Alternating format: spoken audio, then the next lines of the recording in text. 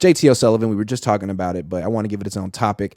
Man, it took courage to do what he did, because that pretty much, to me, that was like the nail in the coffin of any potential coaching career in the NFL for JT O'Sullivan. Maybe he already knows. Maybe I'm wrong. But to me, it's like, all right, you want to shut me out because I don't have the right last name and I don't come from the right family. All right, then I'm going to say how I really feel about these people. And it's like the points he made, I thought were right on. What'd you think of what he said?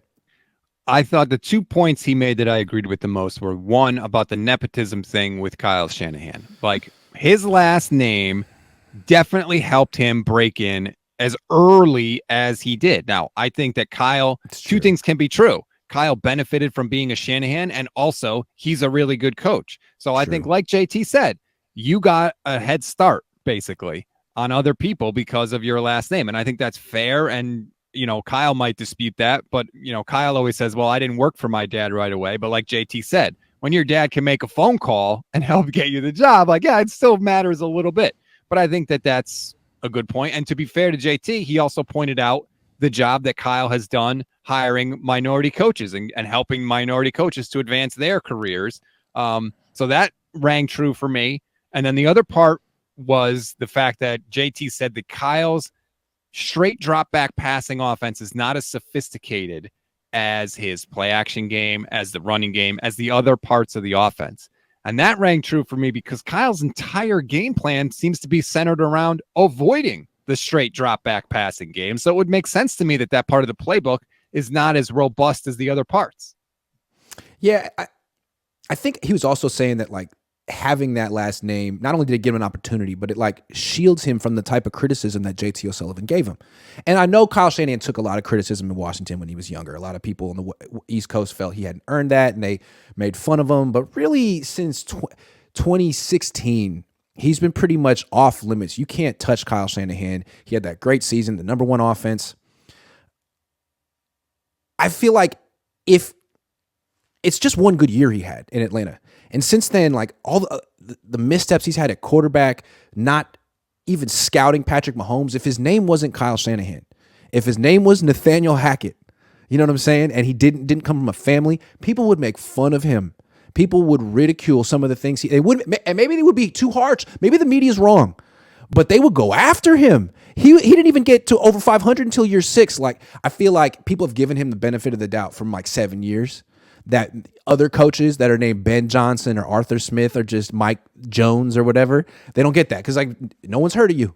So you're only as good as what you did lately for other guys. The Mahomes thing should go on his football tombstone forever because that's just malpractice to literally not scout a guy that could be your franchise quarterback, especially when you seem to be all about having a franchise quarterback on a rookie contract, but that's neither here nor there. But I think the fact that, one, Jimmy got hurt in 2018, and then in 2019, he went to the Super Bowl.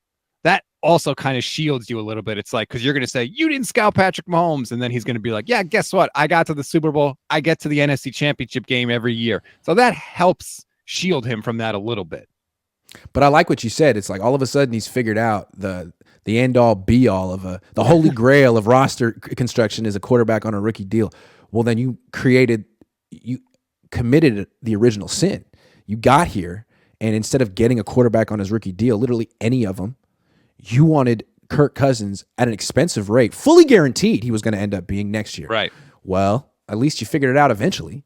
But most coaches don't get to have that realization 7 years into their head coaching tenure. You know what I mean? You don't get to have that epiphany after failing and missing on Patrick Mahomes. Little known fact, every single coach who passed on Patrick Mahomes has been fired, except for Kyle.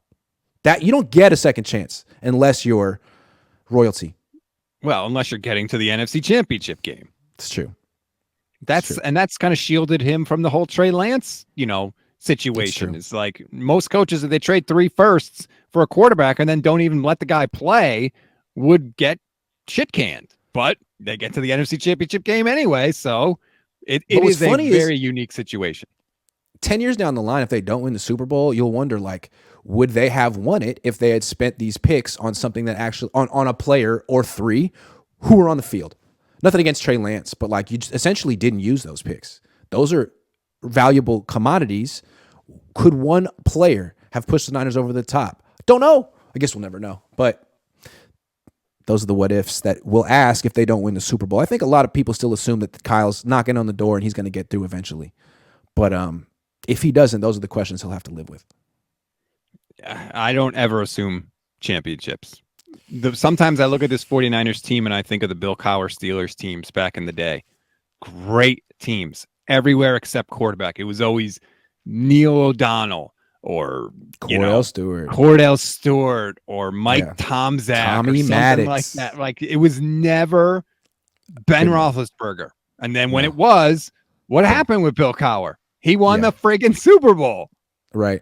So if Kyle Shanahan can only get Ben Roethlisberger, but still I feel like if Kyle Shanahan somehow, first of all, he wouldn't scout Ben Roethlisberger. He wouldn't want Ben Roethlisberger. And then when he got Ben Roethlisberger, he'd probably sit him for a year behind Jimmy Garoppolo. I mean, I'm sorry, Kyle, prove me wrong. End this stupid pattern of you and quarterbacks, man. And don't bring in Kirk Cousins next year. That's not how this story needs to end. Please. I don't want to see that. I want to see Trey. I'm sorry. I know Brock was great. I've still been on Team Trey from the beginning, and I don't know that he's going to be great, but I just want to open the Christmas present. I can't stare at the box under the tree any longer. I can't. I have to know, because if he ends up leaving and we never know what we had, it's true. I can't live with that. Especially if he ends up being good somewhere else. So Kirk Cousins next year will be 36. Mike Shanahan won a Super Bowl with 37 and 38-year-old John Elway. It's going to happen, man, because Kirk Cousins is the next John Elway, as everyone's always said. Oh, see, I'm telling you, man, this is the thing about what JTO is saying.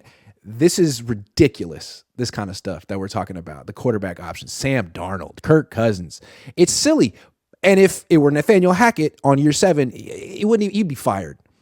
I don't care how many NFC Championship games he went to. Kyle gets a little insulation. He gets a little insulation because of his name. And, I like that JTO called it out. People will say, Grant, who the hell are you to talk about nepotism? That's a fair point. I have nothing to say. All I'm saying, I'm talking about Kyle. And I don't think my nepotism, though, and it helped, but I don't think it's insulated me from criticism. I think it's doubled it, in my opinion. And maybe Kyle would say the same thing for him, but I feel like since he's been with the Niners, I feel like you can't really criticize him. And I think the reason we're all talking about what JTO did is because it's like, wow, the audacity of JT. Like, yeah, that took courage. Well, that's the other thing, too, that I don't like that people do. Oh, JT O'Sullivan, you sucked as a quarterback. How dare you criticize Kyle Shanahan? It's like, no. That's a separate thing altogether. Like, every coach can be criticized. Every coach has strengths and weaknesses. Like, let's say that JT's right and Kyle's drop back passing game is not as sophisticated as the other parts. Okay. Like, Andy Reid can't manage the clock still. Like, right. Every coach has strengths and weaknesses. That's okay. And it's okay to point them out.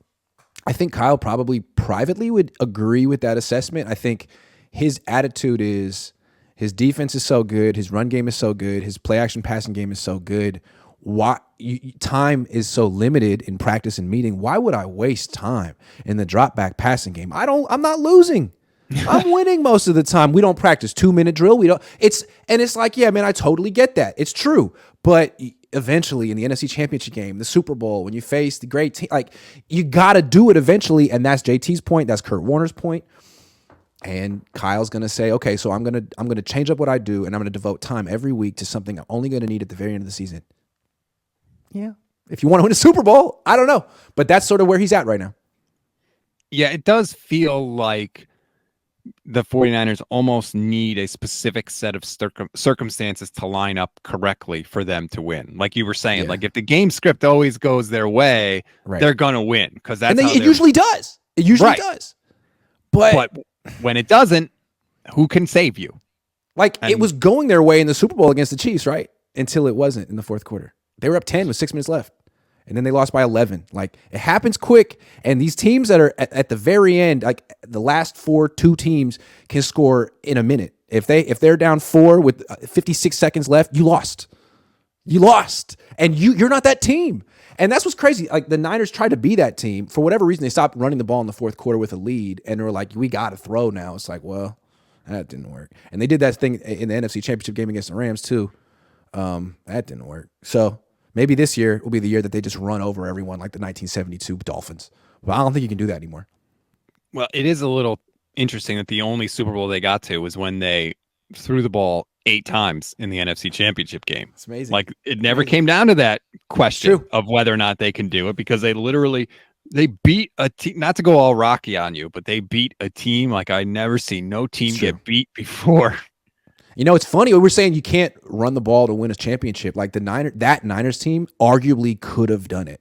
And Kyle was like, no, we can't. We have to throw. Actually, I don't know. I mean, you might have been able to pull it off, but what's interesting is their run game is so different now. Like Mostert's gone. McCaffrey's a different type of running back. Really good. Not necessarily worse than Mostert. I mean, really good, but doesn't have that same acceleration to the edge. So I wonder if they're changing their scheme now, or I don't know. Yeah, I think they have. Look, not everybody's as fast as Raheem Mostert. He's the fastest guy in the league. I mean, everyone likes to give it to Tyreek Hill, but Mostert had the 2 fastest times when they actually did the little chip in the shoulder pad. And yeah, Christian McCaffrey's just flat out not that fast, especially after 800 NFL touches. You tend to slow down a little bit. I bet if you put Mostert and Tyreek Hill on a track and had him run 100 yards, my money would be on Mostert. I would love to see it. I'd be fascinated to see that.